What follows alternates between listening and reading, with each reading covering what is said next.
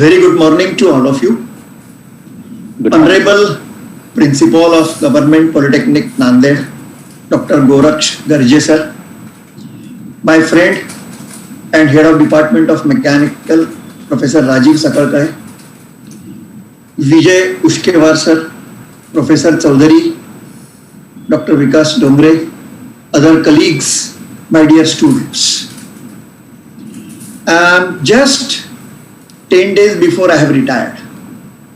So, तशा अर्थाने मी ताजा सेवानिवृत्त अधिकारी आहे. आणि आता जस्ट सेवानिवृत्ती माझी झाल्यानंतर अशी संधी मला लगेचच नांदेडच्या मेकॅनिकलच्या विद्यार्थ्यांसोबत हितगुज करायला मिळते आहे, हे माझं भाग्य. आणि खरं क्रेडिट जातं ते प्राध्यापक राजीव सकळकर यांना. Friends, we are facing a very critical situation today. Maybe Nanded as on today may not be that critical, but in Nagpur we have a very critical situation where corona pandemic is on its peak in a second wave. It's very difficult to even move out of the house even when we are following all the social norms. I'm sorry, a small request to Professor Chaudhary, as this is a Zoom call. If there is any timing limitation and if there is going to be a closure in 40 minutes or so, may I request Professor Chaudhary to alarm me before a minute or so that I can wind up accordingly. No, sir. I think this account is our account is not that type of limit. You can continue. Then fine. Then I am very happy. Of course, I will not bother much faculty and students, but definitely I will try to share some of my experiences. So friends, I was referring to the pandemic situation, and therefore we are safe at home, and I hope you also are at your place. Stay safe and take care. When I was asked by Rajiv sir to talk on a topic called skill sets, त्यांचा एक कर्मचारी की अधिकारी काचेतून बाहेर सरांना भेटण्याची वाट पाहतोय असं लक्षात येतं. आणि त्यांना बॉडी लँग्वेज वरून असं कळतं की हा गृहस्थ थोडासा विस्मरलेला आहे, म्हणजे नाराज आहे, काहीतरी something is not happy with him. आणि मग ते या दुसऱ्या मित्राला, सीईओला रिक्वेस्ट करतात की एक जण मला कोणीतरी बाहेर भेटायला आलाय, तर कृपया तुझी परवानगी असेल तर मला भेटू दे. तो गृहस्थ आतमध्ये येतो, अत्यंत चेहरा थोडासा निराश असतो, पण ऑफिसचे काहीतरी महत्वाचे कागदपत्र घेऊन साहेबांकडे येतो. तो म्हणतो, sir excuse me, I am disturbing you, मला तुमच्या काही स्वाक्षऱ्या इथे हवे आहेत. Sir, I want your signatures on this very important documents. तर हा गृहस्थ त्या कर्मचाऱ्याला म्हणतो, yes mister x, are you not happy today? No sir, okay, I am all right, but no, what is the problem? You just tell me. आणि या माणसाच्या लक्षात येतं की आज त्याला काहीतरी बिनसलंय, काहीतरी प्रकरण ठीक नाही आहे. आणि तो एकदम त्याला म्हणतो की yes, do you remember rule number 6? तो म्हणतो येस. तो म्हणतो देन प्लीज गो हेड. आणि अचानक या सीईओनी त्या माणसाला रूल नंबर 6 नावाचा काहीतरी शब्द प्रयोग केला. हा दुसरा सीईओ काय बघतो गंमत, आणि तो रूल नंबर 6 आहे ना, so why do worry, please go ahead. आणि अचानक त्या माणसामध्ये शक्ती यायला लागते, अचानक तो एनर्जेटिक व्हायला लागतो, पटापट सारांच्या सह्या घेतो, चेंबरच्या बाहेर जातो. हा बाहेरून आलेला सीईओ म्हणतो, what is this rule number 6? आणि ते त्याच्या मनातच असतं, पण त्यांनी बोलून दाखवलेलं नसतं. आणि यांची चर्चा पुन्हा सुरू होते. एक 10 मिनिटाची यांची चर्चा आणि discussions, very interesting based on their organisational performances. पुन्हा एकदा त्या काचेतून त्याला दिसतं की त्याची सेक्रेटरी, एक्झिक्युटिव्ह सेक्रेटरी, ही काहीतरी फाईल घेऊन आलेली आहे. पुन्हा तो त्या मिसला म्हणतो, एनिथिंग रॉंग मिस? ती म्हणते, नाही सर, इट्स ओके, तुम्ही मला काही ड्राफ्ट लेटर्स दिले होते, ते मी या फाईलमध्ये आणलेले आहेत. तर ती पुन्हा म्हणते की नो प्रॉब्लेम सर, पण तिचा चेहरा पुन्हा नाराजीचा असतो. पुन्हा तिला म्हणतात, miss, do you remember roll number 6? ती म्हणते, yes. Then please come on. आणि लगेच पुन्हा ही पण उत्साही पटापट ड्राफ्टिंग लेटर झालेले सरांकडनं ओके करते, पुन्हा थँक्यू व्हेरी मच म्हणते आणि अत्यंत प्रफुल्लित आणि हसऱ्या चेहऱ्याने त्या चेंबरच्या बाहेर जाते. आता मात्र तो बाहेरून आलेला सीईओ आता त्याला राहत नाही आणि तो त्याला म्हणतो की अरे मित्रा, हे काय चाललंय, मगापासून तू कोणी तुझा कर्मचारी अधिकारी आला की तो नाराज किंवा बॉडी लँग्वेज ठीक नसेल तर तू त्यांना रूल नंबर 6 म्हणतो आणि ते एकदम झपाट्याने काहीतरी उत्साही होतात, काम करतात, एनर्जेटिक असतात, त्यांची एनर्जी लेवल वाढते, सकारात्मक दृष्टिकोन दिसतो. तो म्हणतो yes, it is a positivity in that rule number 6. तर हा रूल नंबर 6 म्हणे आता आम्ही रिसेंटली तयार केला कोरोनामध्ये. म्हणे sir what is that? Sir म्हणजे rule number 6 is a rule that I have asked everybody to follow in the office. Be always not serious about the issues, but always be sincere with the issues. So, कशाला seriously tension घेताय, काय problem आहे, yes let us come on असं म्हणत तो rule number 6 प्रत्येकाला त्यांनी मनात कोरलेला असतो, सांगून ठेवलेला असतो. मित्रांनो, आता सध्या कोरोना चालू आहे. रोज कोणाचा तरी फोन येतो, अरे दीपक माझ्या बायकोला ठीक वाटत नाहीये, तिचा घसा खराब झालेला आहे, सांग ना लवकर कोणत्या डॉक्टरकडे जायचं, सिटी स्कॅन करायचा आहे, सांग कोणता पॅथॉलॉजिस्ट आहे, कोणता रेडिओलॉजिस्ट आहे. रोज काहीतरी सकाळ मित्रांनो अशी सुरू होते. तर मग पॉझिटिव्हिटी मनामध्ये ठेवणं फार आवश्यक आहे. आणि हा जो रूल नंबर 6 त्या सीईओने आपल्या कंपनीमध्ये ठेवला होता या कोरोनाच्या दिवसामध्ये, तो आपण सगळेजण फॉलो करू शकतो. कोरोनाची काय हिंमत आहे मला माझ्यावर अटॅक करण्याची, मी सक्षम आहे, मी फॉलो करतोय, मी रूल्स फॉलो करतोय, मी डिस्टन्सिंग मेंटेन करतोय, मी सॅनिटायझर वापरतोय, मी मास्क वापरतोय. मग असा तिसऱ्या गोष्टीच्या व्यतिरिक्त चौथा हा कोरोना माझ्यावर येईल कसा, अटॅक करेल कसा. सो बी पॉझिटिव्ह. हे बघा, जे व्हायचं आहे ते होणार आहे, परंतु आपल्याला होणार असं म्हटल्यास तर शक्यता जास्त आहे ते आपल्याला होण्याची. So friends, this rule number 6 is applicable to all. Let us not be serious about every issue, but let us be sincere about the issues. याचा अर्थ आपण जबाबदारी टाळू नये, आपण जबाबदारी ढकलू नये. We will not shirk the responsibility, but definitely we should be able to face the situation. Positivity in mind is one aspect to be considered in this pandemic situation. Okay. मित्रांनो, when I have given this topic of skill sets for future, हा शब्दप्रयोग skill sets for future का आला? कारण तुमची batch, if you are in final semester now, may be in few months you will be coming out of the polytechnic as a diploma in mechanical engineering, and probably the corona would not have gone 100%, and definitely you will have to face the interviews, the job situations. आणि मग हा जो काळ आहे, गेल्या 2 वर्षापूर्वीपर्यंत जे final इयरचे मुलं होते ते पास व्हायचे, they were placed and they are into higher education and they are doing good job now. But for your batch, we are conducting classes since last 2-3 semesters, work from home, online mode, Google Meet, Zoom, and so on. So one of the industry experts who was talking to me just now, few days before, unfortunately he used the word की तुमच्यासारख्या बॅचच्या मुलांना, pass झालेल्यांना आम्ही Covid batch म्हणतो.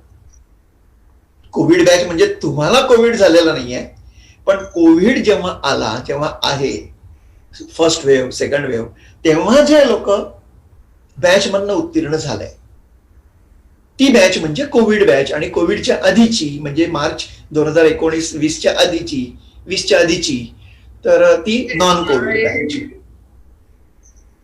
तर मी त्याला म्हटलं तुम्ही कोविड बॅच असं का म्हणता? अहो म्हणजे 2 गोष्टी आहेत. एक, तुमचे ह्या पॉलिटेक्निक बॅचचे विद्यार्थी प्रत्यक्षात वर्कशॉपमध्ये, लॅबोरेटरीमध्ये प्रॅक्टिकल्स करत नव्हते. नंबर 2, यांना सगळंच काही तुम्ही जे काही शिकवलेलं आहे ते सगळं ऑनलाईन प्लॅटफॉर्म मोडवरून शिकवलेलं आहे, आणि त्यामुळे यांचा प्रकार अभ्यासाचा, अध्ययनाचा, समजण्याचा, this is different than the earlier batches. So they are of the 2 opinion. I don't know, but some of my friends in Nagpur MIDC area, they are of the two opinion. One of the experts from HR they are saying की तुमच्यासारख्यांना ज्यांना practical exposure कॉलेजमधल्या लॅबोरेटरीमध्ये दररोज किंवा timetable प्रमाणे मिळालेलं नाही, त्या लोकांना जेव्हा आम्ही कंपनीमध्ये इंटरव्ह्यूला घेऊ तेव्हा म्हणे आम्ही त्यांना ट्रेनिंगवर ठेवू आणि तो ट्रेनिंगचा कालावधी ज्याला आपण प्रोबेशन पिरियड म्हणतो हा म्हणे आम्ही 1 वर्षाच्या ऐवजी 2 वर्षाचा करू. मी म्हटलं का? तर नाही म्हणे त्यांना एक्सपोजर प्रॅक्टिकलचं नव्हतं, तर म्हणे आम्ही आमच्या कंपनीमध्ये त्यांना आता शिकवणार, म्हणजे त्यांना थोडा वेळ लागणार आत्मसात करायला, म्हणून काही HR कंपन्यांचं म्हणणं असं आहे, HR माणसांचं, की त्यांना 2 वर्षाचं प्रोबेशन आवश्यक आहे.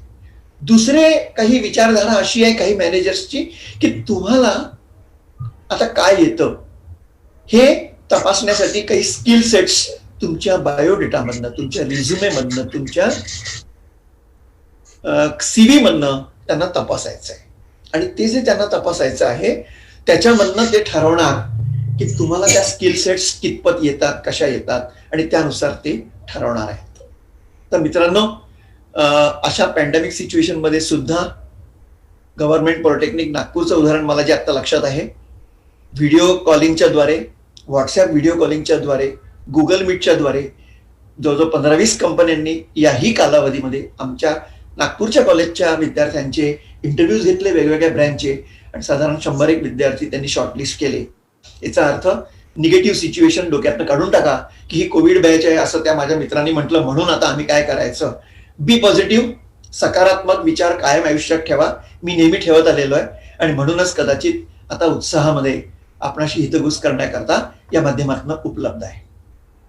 मला या स्किल सेट्स बद्दल काही थोडक्यात तुम्हाला काही सांगायचं आहे, त्यासाठी मी थोड्याशा स्लाइड्सचा वापर करतो. तर मित्रांनो, या स्किल सेट्स फॉर फ्युचर, आता एक मी तुम्हाला सांगू इच्छितो, तुम्ही जरी मेकॅनिकलचे असले तरी एक कॉमन वाक्य पहिले करतो आणि मग मेकॅनिकल बद्दल देखील मी बोलू शकेन. येणारा काळ, आता येणारा काळ म्हणजे अगदी 2 महिन्यातच होईल असं नाही, त्यामुळे तुम्हाला कदाचित शक्यता नाही आहे त्या गोष्टीला फेस करण्याची, पण मी सगळ्या क्षेत्रातल्या इंडस्ट्री पर्सन्स बरोबर शक्यतोवर संपर्कात असतो. तर त्या लोकांनी आता मला भविष्याबद्दल काय वर्तणूक केलेली आहे, म्हणजे भविष्यवाणी नाही म्हणणार त्याला, त्यांचं काय थिंकिंग चाललंय मी ते तुम्हाला सांगतो. ते म्हणाले यापुढे आम्ही बायोडेटा जेव्हा वाचणार तेव्हा दीपक कुलकर्णी केव्हा जन्म झाला, काय करतो, काय शिकला, याच्यापेक्षा आम्ही पहिले पाहणार काय काय स्किल्स त्यांनी आत्मसात केल्या, आणि म्हणे अशा तऱ्हेच्या स्किल्स कडे आमचं पहिले त्या बायोडेटाकडे लक्ष जाईल, आणि त्या स्किल आणि आम्हाला हवा असलेला उमेदवार, कॅन्डिडेट, इंजिनियर याच्यामध्ये काय साम्य आहे ते आम्ही पहिले शोधून काढणार, आणि त्यानुसार शॉर्टलिस्टिंग ऑफ बायोडेटा करणार. And this is how the process people are likely to follow, not immediately in 1 or 2 months, maybe for your batch, but in coming batches. They are going to formalize standard skill sets for IT, for software, skill sets for CAD/CAM, or similar Pro-E, or similar SCADA, PLC वगैरे programming.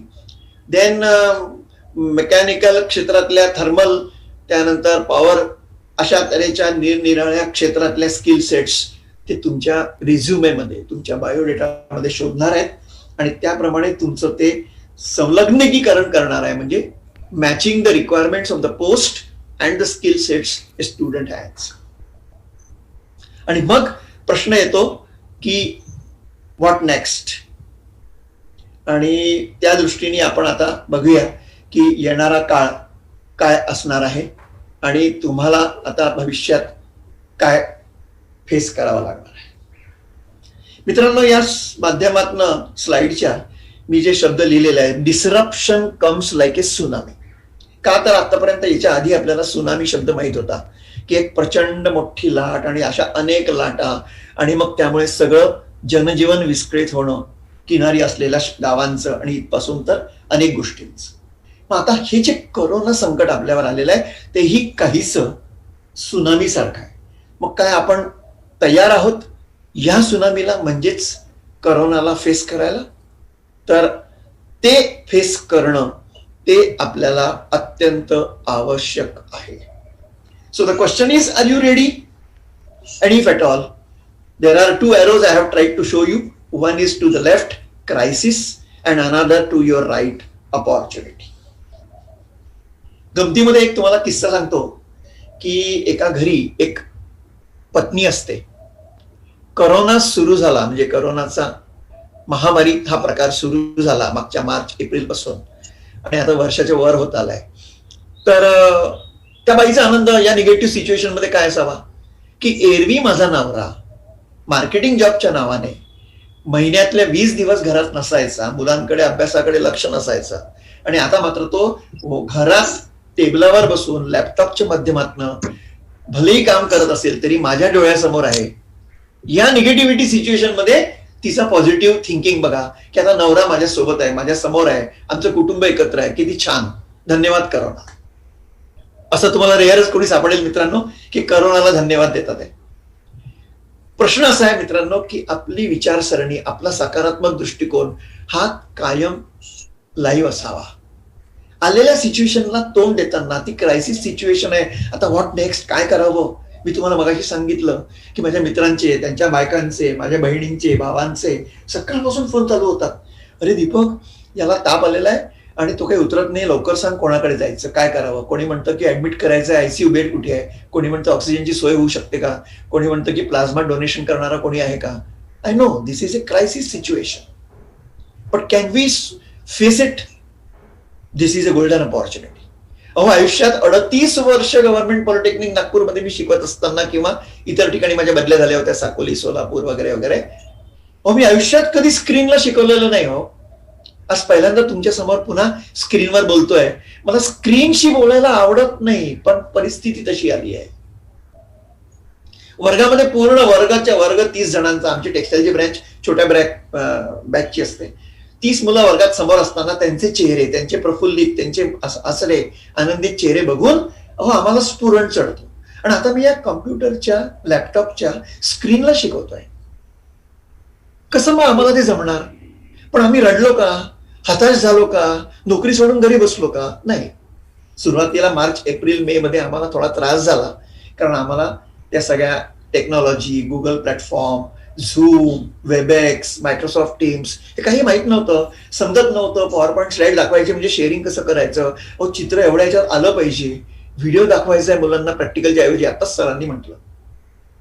पण आली ना परिस्थिती, तोंड दिलं त्याला, opportunity म्हणून त्याला ट्रीट केलं. आणि आता तुम्ही देखील वर्क फ्रॉम होम या घातात ऑनलाईन टीचिंगच्या माध्यमातून तुम्ही जिथे आहात, आपल्या घरी आहात, सुरक्षित आहात, तिथे बसून माझं लेक्चर ऐकताय, तिथे बसून तुमच्या सरांचे मेकॅनिकलचे सेशन अटेंड करताय. किती मस्त ट्रान्सफॉर्मिंग टेक्नॉलॉजी आहे. So the question is, are you ready with a positive mind in your thinking that this is a golden opportunity? Let us try to understand the new technology. आता मी backup घेऊन बसलोय. आता मी घरामध्ये माझ्या study टेबलवर बसलेलो आहे. आता माझ्याजवळ मोबाईलचे ऍडिशनल इंटरनेट बॅकअप मी ठेवलाय, जर माझा वायफाय गेलं तर. आणि कॅमेरामधनं जर काही प्रॉब्लेम आला तर मोबाईलवरनं लॉग इन करून लगेच लॅपटॉपच्या ऐवजी मोबाईलवरून पण मी टेक्नॉलॉजीचा वापर करू शकतो. वय वर्ष 60. माझा मुलगा नेहमी मला म्हणतो की बाबा, तुम्ही एका पॉलिटेक्निक नावाच्या संस्थेत, म्हणजे नागपूर असो का सोलापूर, 38 वर्ष नोकरी केली. मी तर म्हणे 3 वर्षानंतर 2 कंपनी बदलतोय, कारण तोच तो कोणा मला आवडत नाही. पण मित्रांनो, ही वस्तुस्थिती, आमची जनरेशन, आम्ही केलेलं कमिटमेंट, हार्डवर्क, तेही तुमच्यामध्ये राहणार. प्रश्न असा आहे की या अपॉर्च्युनिटीचा तुम्ही कसा उपयोग करून घेणार आहात. कदाचित सगळ्यांना माहित असेल, हे नाव अत्यंत नामांकित, नावाजलेलं नाव आहे. Anand Mahindra sir. He is the chairman and managing director of Mahindra and Mahindra entire group of companies. आता रिसेंटली त्यांनी काही भाषणं केली घरी बसल्या. कॉन्फेडरेशन ऑफ इंडियन इंडस्ट्री, त्यानंतर FICCI, Federation of Chamber of Indian Industries and Commerce, त्यांच्यामध्ये त्यांनी एक भाषण केलं. त्यातलं मी फक्त एक स्लाइड माझ्या मनाने तयार केली त्यांच्या भाषणावर. त्यांचं असं म्हणणं आहे, आनंद महिंद्रा सरांचं, crisis times give birth to new ideas. मला सांगा, Google platform, Microsoft team, Webex, Zoom, हे नवीन टेक्नॉलॉजीचा वापर करणारा आमच्यासाठी नवीन आयडियाच होती. म्हणजे करोनाने मात करण्याचा प्रयत्न केला आणि आम्ही मात्र त्यातनं काहीतरी नवीन क्रिएटिव्ह करण्याचा प्रयत्न करतोय अँड न्यू इन्व्हेन्शन्स. हे छोटे छोटे एक्स्ट्रा कॅमेरे लावून आपण हे चांगल्या पद्धतीने तुम्हाला समोर सादर करण्याकरता, व्यवस्थितपणे प्रयत्न करण्याकरता नवीन डिस्कव्हरीज, नवीन इन्व्हेन्शन्स, नवीन आयडियाज, नवीन business models have come in Mahindra.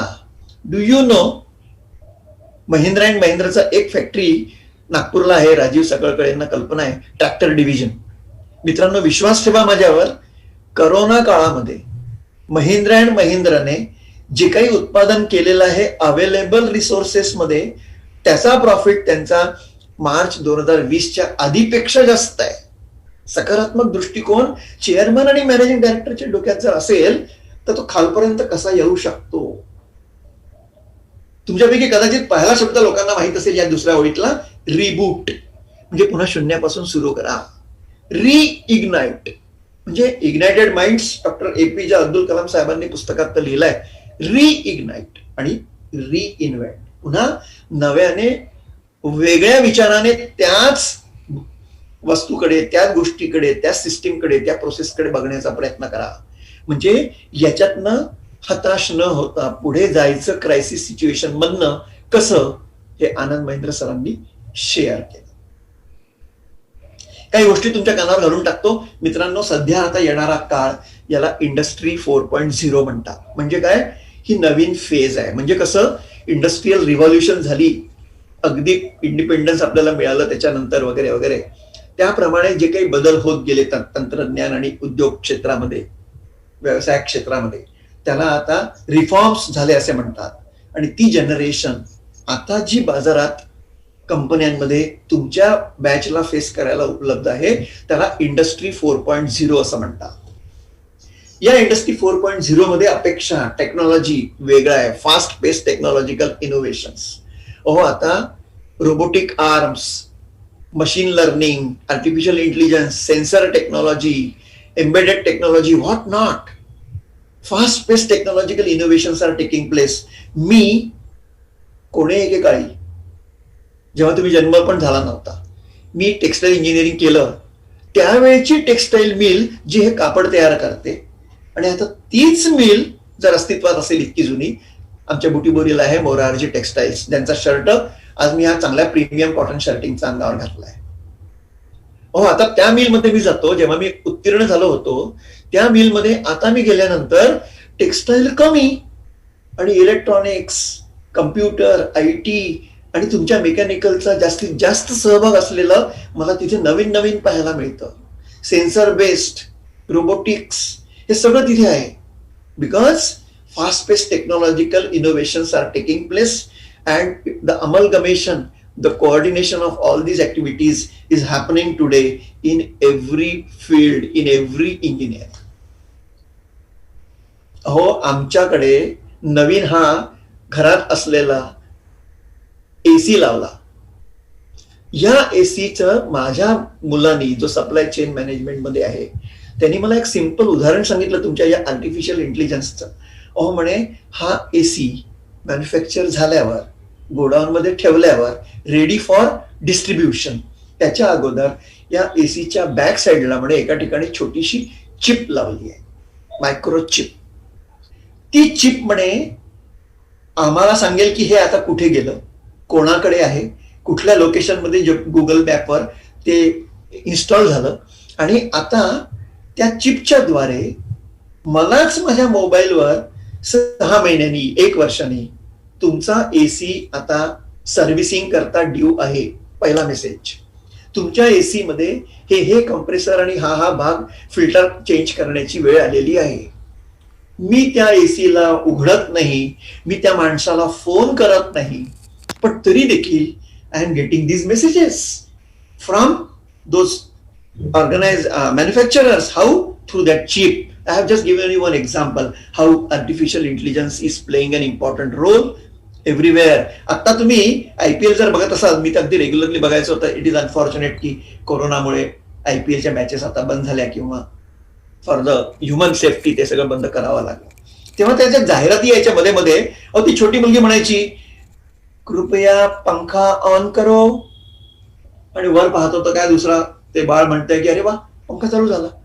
So artificial intelligence is playing a major role in every sector, may it be mechanical, civil, electrical, textile and so on. अजूनही मी स्किल्सला हात लावलेला नाहीये. Commitment to life long learning. माझा साळा मेवणा, he is today 51-52 by age. He is a chartered accountant.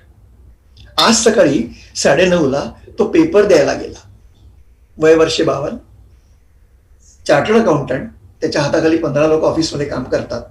आज सकाळी तो नागपूर विद्यापीठाचा MA इकॉनॉमिक्स पेपर द्यायला गेला. का तर म्हणे आता इकॉनॉमिक्सचं त्याला उशिरा का असं कळलं की स्वतंत्र वेगळं ज्ञान माहीत पाहिजे तर केवळ मासिक किंवा एखाद्या गुगलवरच्या माहितीप्रमाणे न जाता शून्यापासून पूर्ण समजून घ्यावं. Continuous life long learning. माझे एक आमच्या सिस्टीम मधले एक सिनियर अधिकारी आहेत मित्रांनो, वय वर्षे 70. म्हणजे आजपासून 4 वर्षापूर्वी ते 70 होते, आता 74 आहेत.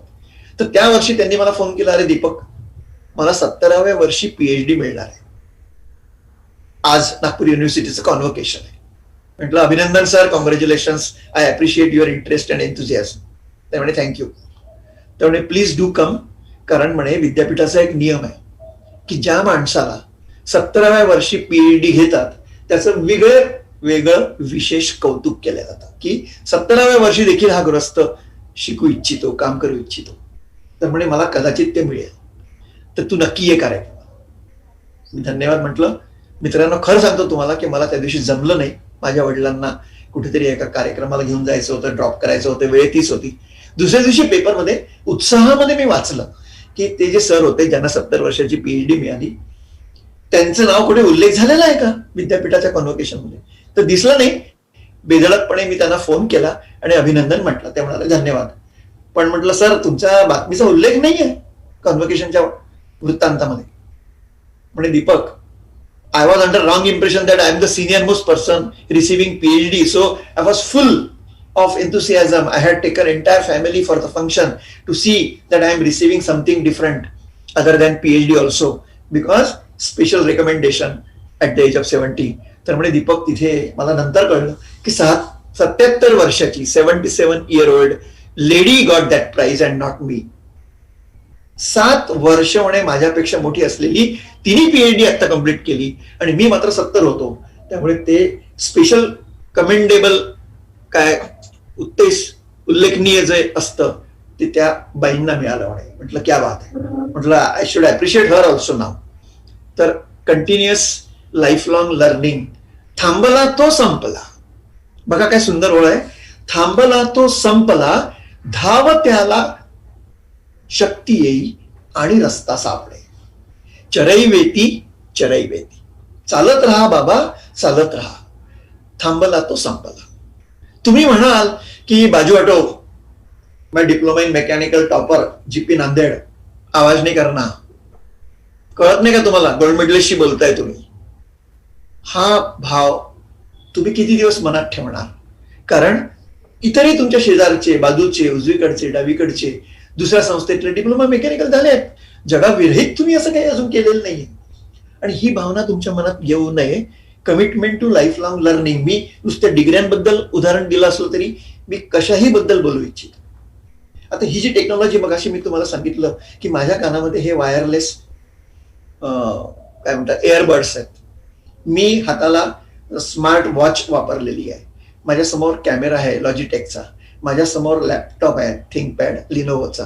आणि या टेक्नॉलॉजीचा वापर मी 60 वर्षाचा, अरे बाबा मला याच्यातलं काही कळत नाही, जाऊ द्या, सगळे कळे सर, कुठे इतक्या दूर नांदेडला आता मी येऊ आणि मला हे असं ओपन प्लॅटफॉर्म वगैरे काही जमत नाही, हा माझा निगेटिव्हिटीचा भाग होईल जर मी असं उत्तर आजच्या दिवशी दिलं तर. समय के साथ चलो. Skill set for future work place. ते नेमके काय? तर मी इथे टेक्निकलला सध्या हात लावणार नाही. याचं कारण असं की तुमच्या मेकॅनिकल क्षेत्रामध्ये मी सांगितलं तसं प्रोई लर्निंग पासून तर PLC स्काडापर्यंत, तुमच्या कॅम पासून तर CIM पर्यंत, मेकॅट्रॉनिक्स पासून असे अनेक क्षेत्र आहेत ज्याकरता सकळकळे सर, चौधरी सर आणि उष्केवार सर या सगळ्या लोकांजवळ ते माहिती उपलब्ध आहे. मग अशी खूप सुंदर डॉक्टर गर्जे सरांनी म्हटलं की देयर इज समथिंग बियॉन्ड. एक वाक्य पहिले सांगतो, नंतर या स्लाइडकडे आपण बघूया. मी आता अॅन्युअल सगळ्या सरांनाही सांगतो, अॅन्युअल एम्प्लॉयमेंट सर्व्हेचा रिपोर्ट वाचला 2019चा. इतका धक्कादायक आहे, पण काळजी करू नका, मी काही तुम्हाला निगेटिव्ह सिच्युएशन मध्ये नेत नाहीये. हा भारतातला रिपोर्ट आहे, तुमच्या नांदेडच्या जीपीचा नाही. त्यात त्यांनी असं म्हटलेलं आहे की जेवढे विद्यार्थी इंजिनिअरिंग डिग्री उत्तीर्ण होतात, त्यात त्यांनी डिग्री म्हटलंय, पण पॉलिटेक्निकच्या नंतर तुम्ही डिग्रीला जाता म्हणून मी तुम्हाला ते उदाहरण देतोय. जेवढे विद्यार्थी डिग्री उत्तीर्ण होतात, नापास नाही, ते सहज 100 पकडले तर म्हणे 80 पेक्षा जास्त एम्प्लॉयेबल नाहीये. म्हणजे काय? एम्प्लॉयेबल नाहीये म्हणजे त्यांना आम्ही 20,000ची पहिल्या महिन्याला, 17,000ची, 25,000ची पर मंथ पहिली नोकरी द्यावी, अशी नोकरीसाठी ते पात्र नाही, एम्प्लॉयेबल नाही. आणि ती एम्प्लॉयबिलिटी आणण्यासाठी आम्हाला, म्हणजे सकळकळे सरांना, चौधरी सरांना, गर्जे सरांना किंवा उष्केवार सरांना, आम्हाला आणि इतर टीमला, आम्हाला काहीतरी वेगळं तुम्हाला द्यावं लागणार आहे. आणि ते वेगळं म्हणजे कोणत्या स्किल सेट्स, याचा मी उल्लेख आता थोडक्यात करणार आहे. The first and most important in my life, I am now 60 and my span of technical education service was 38 years. Interpersonal communication skills, ability to communicate effectively with other human beings. मित्र, मला सांगायला लाज वाटते की आम्ही सगळे polytechnic system मध्ये अनेक प्राध्यापक आहोत, परंतु प्रत्येक प्राध्यापक हा खरं म्हणजे बेस्ट ओरेटर असायला पाहिजे. पण असं नसतं, असं नसतं. कारण कम्युनिकेशन गुड ऑर बॅड असं कधीच नसतं. कम्युनिकेशन इफेक्टिव्ह, कम्युनिकेशन इनइफेक्टिव्ह असं इंग्रजीमध्ये चांगलं करेक्ट उत्तर आहे. मग तुम्हाला, माझं नाव दीपक कुलकर्णी, मी एक कविता म्हणणार आहे. या बालांनो या रे या, लवकर लवकर सारे या, मजा करा रे मजा करा, आज दिवस तुमचा समजा. तुम्हाला कविता ऐकू आली का? येस. का बरं? कारण माझा आवाज, माझा व्हॉल्यूम, माझा पिच, माझं इंटोनेशन हे मी इतकं व्यवस्थित मॅच करून ठेवलं होतं की ते मी तुम्हाला सांगत असताना तुमच्यापर्यंत पोहोचणं कसं शक्य आहे याचा मी विचार करून ठेवलेला आहे. आपण म्हणतो yes please come on, what is your name? Sir my name is Deepak. अरे what is your full name? Sir my name is Deepak Shyamkant Kulkarni. हा, what are you doing? Sir I am in diploma. I am in diploma? You are in government polytechnic Nanded doing diploma. अरे मग नीट बोल की. मित्रांनो, या विषयावर मी 5 तास बोलू शकतो, पण आज मला गर्जे सरांनी किंवा राजीवनी दिलेला नाहीये तो विषय, त्यामुळे मी फक्त स्किल सेट्सवर जाणार आणि पुढे जाणार. पण तुम्हाला मात्र ते हवं असेल तर वेगळा वर्कशॉप मी कंडक्ट करून दाखवू शकतो आणि तुम्हाला घासून पुसून तयार करू शकतो. Ability to communicate effectively with other human beings खूप आवश्यक आहे. पॉलिटेक्निक मधला डिप्लोमा मेकॅनिकल करता नाही, समाजात वावरणाऱ्या चांगल्या नागरिकाला देखील आपल्याला काय म्हणायचं आहे ते स्पष्ट, सुस्पष्ट, चांगल्या आवाजात, चांगल्या टोन मध्ये आणि मुद्दा मांडून सांगताना. आम्ही लहान असताना, तुम्ही पण लहान असताना शाळेमध्ये कविता शिकवली, कविता वाचली, कविता ऐकली आणि मग ती कविता लोक कवितेसारखी वाचत नाही हो. मग तेव्हा मग सर म्हणतात, आपल्या मॅडम म्हणतात, अरे बाबा ती कविता आहे, ती काव्य आहे, मग तू काव्यासारखं बोल ना, पद्यासारखं बोल, गद्यासारखं काय बोलतोयस. सो तसंच तुम्ही मीटिंग मध्ये आहात, तुम्हाला तुमच्या प्रोजेक्टवर माहिती सांगायची आहे. So very confidently you should be able to express. Why not? अरे तुझं प्रोजेक्ट तू केलेलं आहे तुझ्या मित्रांबरोबर, तुम्ही प्रोजेक्टसाठी वायवाला आलात, बोलली सांगा पटपट, जशा त्या लाया तड तड तड तड फुलतात त्यात कढईमध्ये विस्तवावर, तसं तड तड तड तड तुमच्याकडनं उत्तर यायला पाहिजे. का? जर तुम्ही प्रोजेक्ट तुम्ही स्वतः केला असेल तर तुम्हाला उत्तर द्यायला काहीच प्रॉब्लेम नाही. आणि मग ते उत्तर देताना मुद्देसूद, प्लॅन्ड, व्यवस्थित कम्युनिकेशन ही एक महत्वाची स्किल आहे. ती आज नव्याने करोनामुळे आलेली नाही, परंतु मला त्याचा उच्चार आणि उल्लेख वारंवार करावा लागतो. का? तर हे लोक विसरून जातात. वेळ असेल तर एका मिनिटात तुम्हाला एक उदाहरण सांगतो की मी सोलापूरला गव्हर्नमेंट पॉलिटेक्निकला असताना इन्स्टिट्यूशन ऑफ इंजिनियर्सच्या स्टुडंट चॅप्टरचा ऍडवायझर होतो, ISTच्या स्टुडंट सेक्शनचा चॅप्टरचा ऍडवायझर होतो. आणि आम्ही इंजिनियर्स डे साजरा करायचं ठरवलं. सुप्रिटेंडिंग इंजिनियर PWD एक साहेब होते, त्यांचं नाव सांगणार नाही, त्यांना भेटायला गेलो प्रत्यक्ष. त्यांना सांगितलं, सर आमच्याकडे इंजिनियर्स डे छोटासा फंक्शन आहे, विश्वेश्वरय्यांचा जन्मदिवस आहे, आपण याल का? तर त्यांना विनंती केली, ते म्हणाले येस. हा मी उपलब्ध आहे म्हणे, मी येतो. किती वाजता यायचं म्हटलं? दुपारी 3 वाजता. म्हणे येस. किती वेळ चालेल म्हणे कार्यक्रम? म्हटलं सगळ्या मिळून 1 तास. म्हणे ओके. म्हणे चहा घ्याल का?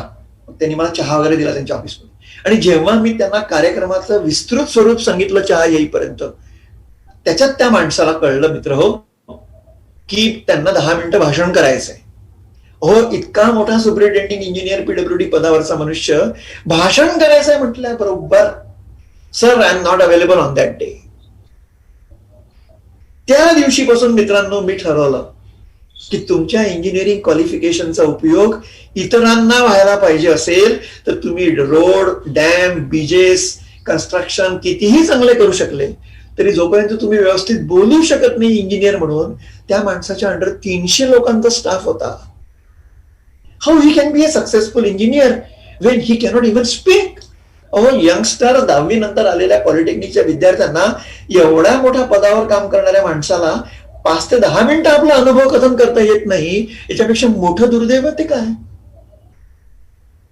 आणि माझी ही इच्छा आहे की ते तुमच्या बाबतीत जेव्हा तुम्ही मोठे व्हाल, कोणीतरी मे आय कम इन सर म्हणून तुम्हाला व्हिजिटिंग कार्ड पाठवेल, तेव्हा तुमच्या बाबतीत ते घडता कामा नये. म्हणून त्या दिवसापासून, म्हणजे ही गोष्ट 95ची आहे, त्या दिवसापासून मी ठरवलं की मी माझ्या विद्यार्थ्यांना कम्युनिकेशन स्किलचं काय महत्व आहे हे पटवून सांगणार. त्याच्यासाठी माझ्यासारखा मनुष्य नाट्यश्री नाटकामध्ये काम केला, आकाशवाणीमध्ये मी युवकांसाठी कार्यक्रम युवावाणी सादर करीत होतो. याचा अर्थ असा नाही की सगळ्यांनाच ते जमेल, पण तुम्हाला तुमचं नाव, तुमचं गाव, तुमचं पत्ता, तुमचं वय, तुमचे वडील, तुमची फॅमिली, तुमचा अभ्यास, तुमचे छंद याच्याही बद्दल बोलता येऊ नये, उपयोग काय तुमचा? So please remember interpersonal communication skills, परस्पर व्यक्ती संबंध आणि त्याचा संवाद. मित्रांनो, ही जी दुसरी स्किल तुम्हाला स्किल स्लाइडवर दिसत असेल त्याचं नाव आहे क्रिएटिव्हिटी. सर तुम्ही म्हणाल की याच्यामध्ये वेगळं काय पाहिजे? तुमच्या बॅचला 21व्या शतकातल्या विद्यार्थ्यांमध्ये आम्हाला हे वेगळं अपेक्षित आहे. कारण तुम्ही तंत्रज्ञानाचा झपाट्याने वापर, प्रसार, प्रचार होत असताना डोळ्याने अनुभवलेले साक्षीदार आहात. त्यामुळे आम्हाला तुमच्याकडनं काहीतरी वेगळं अपेक्षित, आणि ते वेगळं म्हणजे यू शुड बी क्रिएटिव्ह. तुमच्या डोक्यामध्ये ते क्रिएटिव्ह प्रोडक्ट्स असो, तुमचे काही विचारधारा असो, सर हे काम करण्याची अशी एक पद्धत आहे, सर कारण आपण असं करू शकतो का? आणि त्याच्यात नाविन्य मला जर सापडलं तर मी म्हणेल yes, there lies the spirit. New ways of working and technologies. काम करण्याची पद्धत. आपण आता म्हणतो ना की तुम्हालाही लोकांनी म्हटलं असेल do hard work in life, मी देखील म्हणेल, पण मी पुन्हा त्या वाक्यावर थांबणार नाही. बाकीचे थांबतात. मी म्हणेल please put in efforts to do the job which is called as hard work, but I will add one more, also do smart work. दिमाग की बत्ती जलाओ, ही तुमची जनरेशन आहे. आज कुछ तुफानी करते हैं, ही तुमची जनरेशन आहे. आमचं काय होतं, मागच्या वर्षीच्या सरांनी असं केलं म्हणून आम्ही असं करतो, पण तुमची जनरेशन तशी नाही आहे. So you should think, you should add, can you use the mobile feature of this app so that this can be done easily in the experiment or a project or whatever. असं जे दिमाग की बत्ती जलाववाली तुमची committee, तुमची team, तुमची generation आहे, त्यांच्यामध्ये क्रिएटिव्हिटी असलीच पाहिजे. ते तुमचं वेगळेपण. वर्गात 60 मुलं असतील, मला राजीव सरांनी सांगितलं की तुम्ही कदाचित एका वर्गामध्ये सेकंड शिफ्ट आणि फर्स्ट शिफ्ट जर कंबाईन केले तर तुम्ही यू आर मोर दॅन 150. मग आम्ही जर कॅम्पस इंटरव्ह्यूला तुमच्या कंपनीमध्ये, तुमच्या कॉलेजमध्ये आलो आणि मला फक्त 2 माणसं पाहिजे, एकदम हँडसम पगार, 5 लाख पहिला ऑफर, मला तुमच्यापैकी चांगला हिरा शोधावा लागेल. मग तो शोधणारा क्रिएटिव्ह माइंडवाला कोणचा आहे त्याला मी प्राधान्य देईल. कारण तुमच्या वर्गातले मित्र त्यांनी पण डिप्लोमा केला, ठीक आहे, तुम्हाला 67 मिळाले, त्याला 70 मिळाले. मित्रांनो, इंडस्ट्रीच्या लोकांच्या भाषेत 67 आणि 70 डझंट मेक मच डिफरन्स. ते म्हणाले ओके 67ला पण इंटरव्ह्यूला बोलवा, 70ला पण इंटरव्ह्यू बनवा. मग प्रश्न ते निर्माण करतील की yes now let us see. आणि त्यांच्या लक्षात येतं नंतर कधी कधी की 70 वाला खूप चांगला बोलून गेला, पण 67 वाला त्याच्याही पेक्षा चांगला आपल्याला इम्प्रेस करून गेला. कारण मित्रांनो, नेहमी करता लक्षात ठेवा, गळ्यामध्ये लॅमिनेटेड डिग्री लटकवून तुम्हाला गेट पास सारखी एकदा एंट्री मिळू शकते, वारंवार नाही. आता मात्र तुमचं चातुर्य, तुमची बुद्धिमत्ता, तुमचं नॉलेज, तुमचं विजडम हे काम करणार आहे. ते गळ्यातले लटकवलेलं पास आहे. सिनेमॅक्स थिएटरमध्ये जेव्हा तुम्ही सिनेमा पाहायला जाता तेव्हा तो म्हणतो 1 मिनिट तिकीट दाखवा. तुम्ही म्हणता हे बघा मोबाईलमध्ये. तो चेक करतो, कन्फर्म करतो, सीट 12 सर टॉर्च लावून दाखवतो, तिथे बसा. पुन्हा किती वेळा विचारतो, 3 तासामध्ये तुम्हाला येऊन येऊन सीट 12 दाखवा, सीट 12 दाखवा, पास दाखवा, तिकीट दाखवा. तुमच्या गळ्यात लटकवलेलं डिप्लोमा इन मेकॅनिकल, मी टॉपर, मी पहिला, मी दुसरा, मान्य आहे.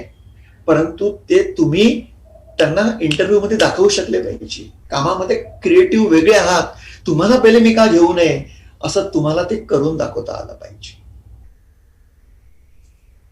आपण आजकाल नेहमी एकमेकावर जोक मारतो, अरे असं असं झालं, असा असा मेसेज पाठवला, ओ सॉरी ते टोपोग्राफिकल एरर आहे, भावना हमको समजो. भावना, इमोशन्स. तुमची जनरेशन मध्ये तुम्ही तुमचा वर्कर, तुमचा बॉस, तुमचा कलीग, तुमचा साहेब यामध्ये जेव्हा तुम्ही रिलेशनशिप, वार्तालाप, व्यवहार आणि संवाद साधता का, do you have some emotional intelligence?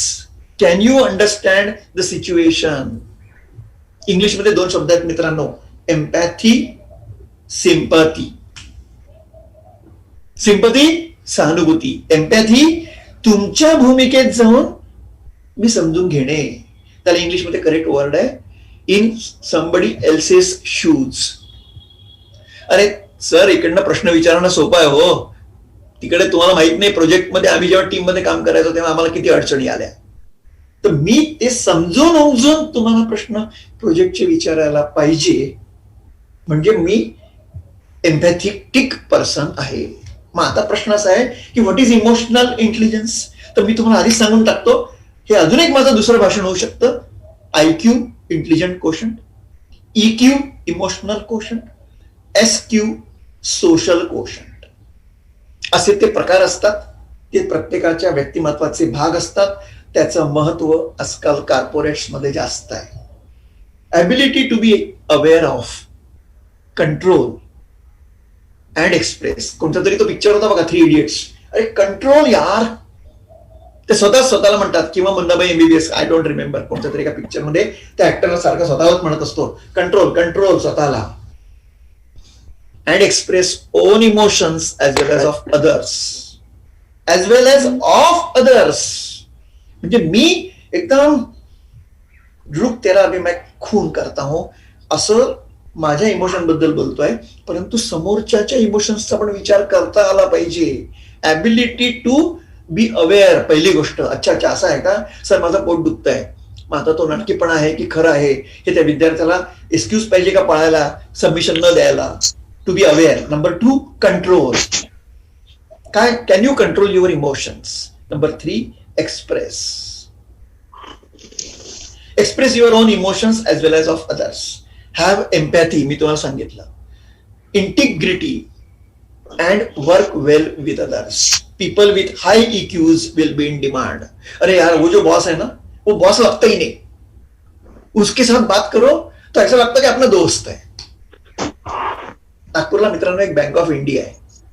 कोणी एके काळी 10-15 वर्षापूर्वी तिथे एक माझा मित्र प्रोबेशनरी ऑफिसर जाऊन बँकेचा मॅनेजर झाला.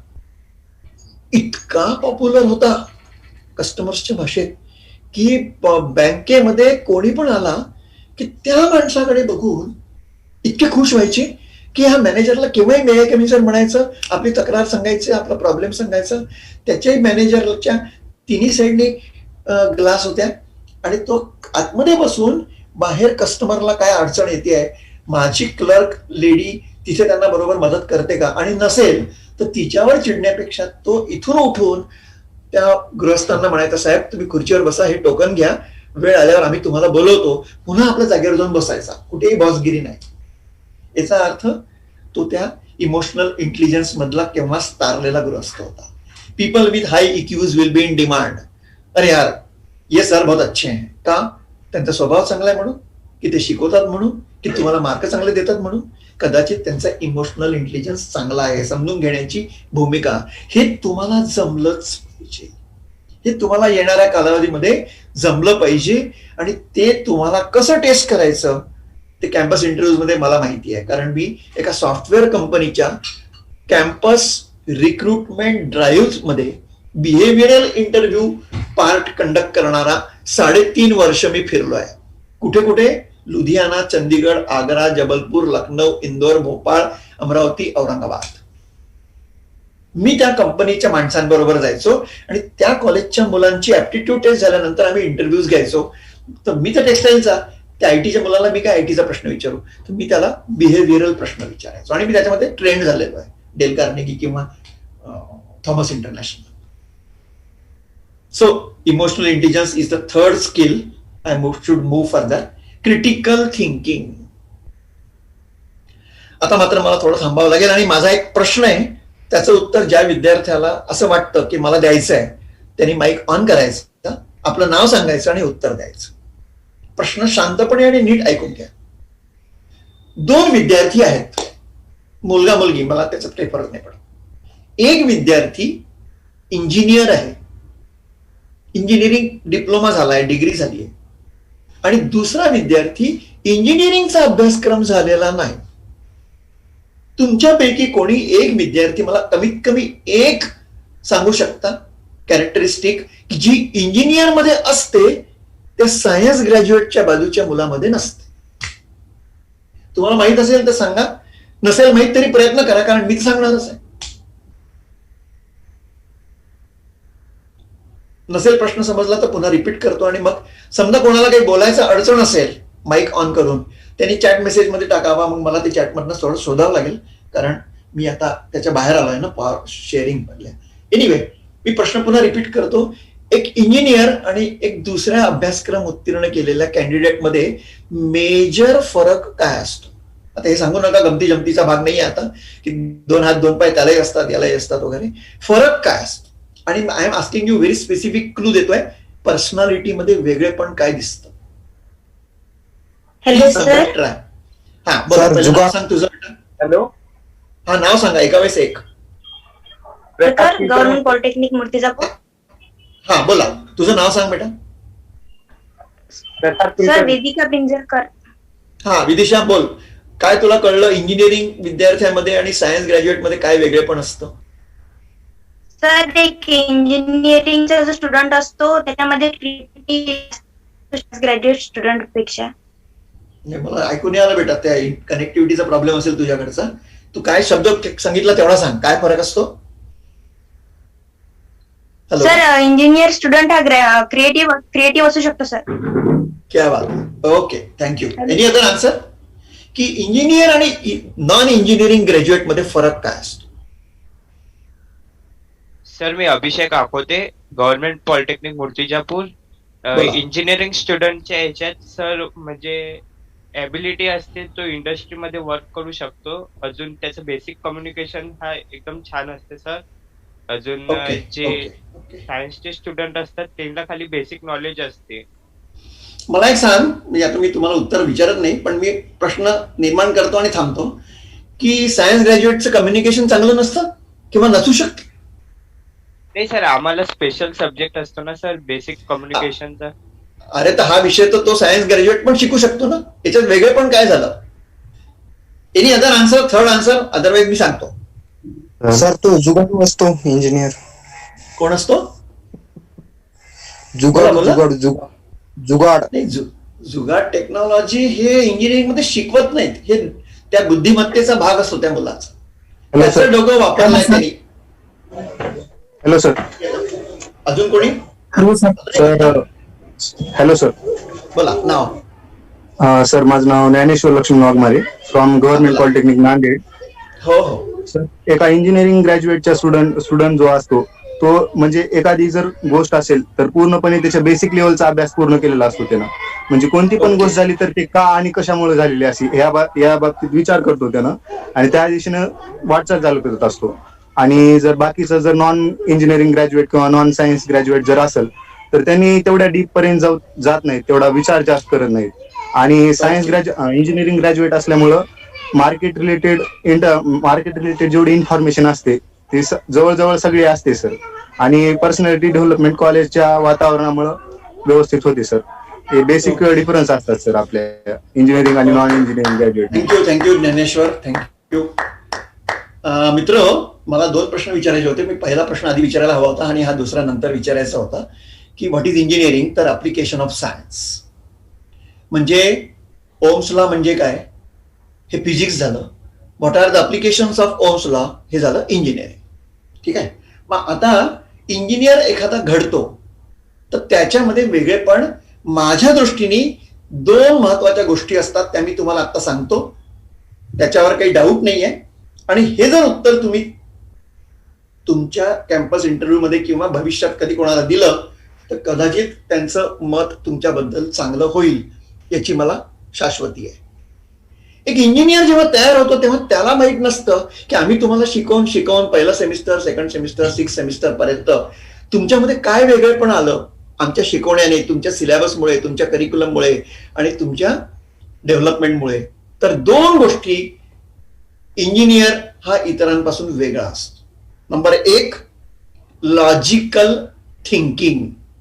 हे असं का, हे असं का नाही. इथे करंट आहे, तिथेही करंट आहे. इथे करंट मधनं तो पंखा फिरतो, तिथल्या करंट मधनं दिवा लागतो, उजेड देतो. Logical thinking. आणि दुसरं ॲनालिटिकल ॲबिलिटी.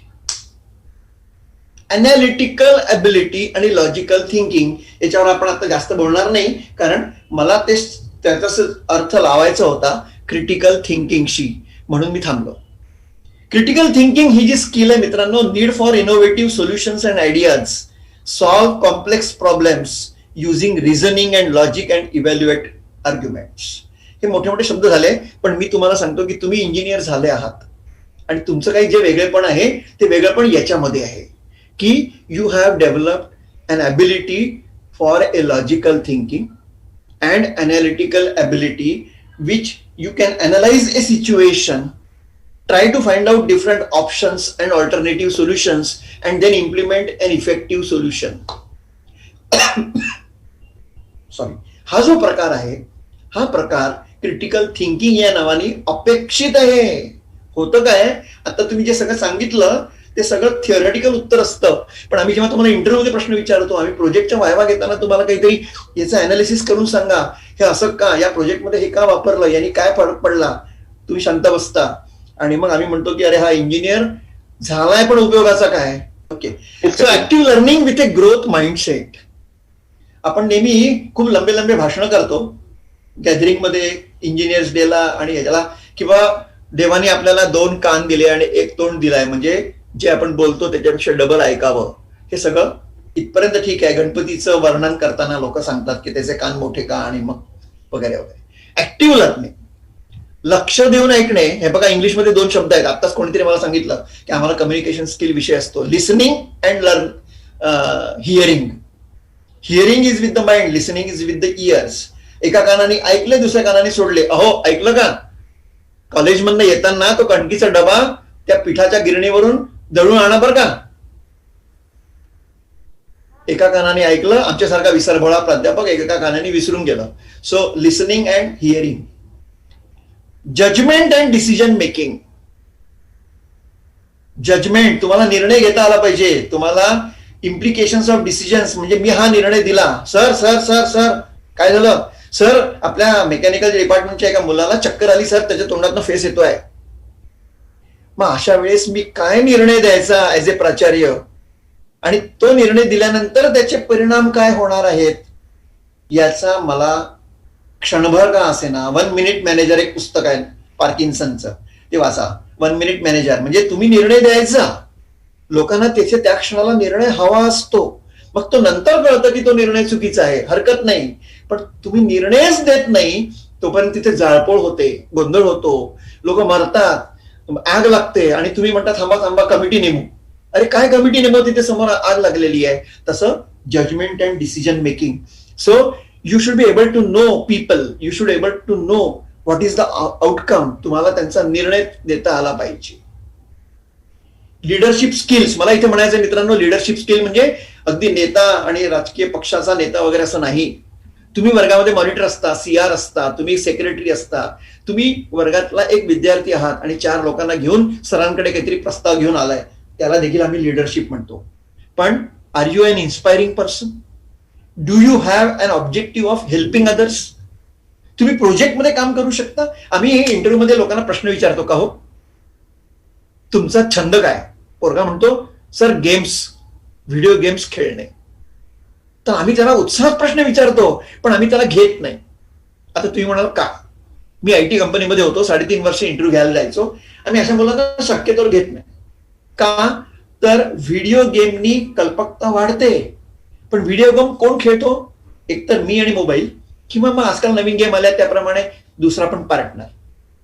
पण तो जो असा गेम असतो की जो मस्त मोबाईलमध्ये मीच 2 अंगठ्याने खेळू शकतो, तर आम्ही त्याचा विचार असा करतो की हा गृहस्थ टीम मध्ये काम करण्यासारखा नाहीये, कारण 4 चौघामध्ये वावरता आलं पाहिजे. लहानपणी मी 9व्या वर्गात होतो तेव्हा मला एक विषय होता निबंधाचा, man is a social animal. माझे वडील साहित्यिक आहेत. धावत आलो घरी, बाबांना म्हटलं मला निबंध लिहून द्या. माझ्या बाबांनी निबंध लिहून दिला, मी तो शाळेत दिला, खोटं सांगितलं की मीच लिहिला आणि मला 10 पैकी 9 मिळाले, टाळ्या पडल्या. मला माहित होतं की ते मी लिहिलेलं नाही.